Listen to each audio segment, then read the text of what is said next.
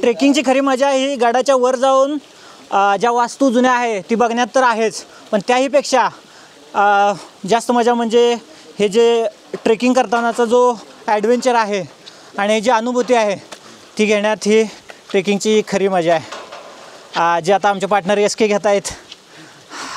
आता आपण शेवटच्या टप्प्यात आलो आहे. कसे धरून चढायचं आहे.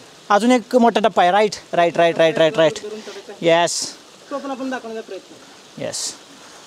आता आपल्याला पुढं अजून एका ठिकाणी दोरीला धरून जायचं आहे. तर मी सुपर एक्सायटेड आहे त्यासाठी.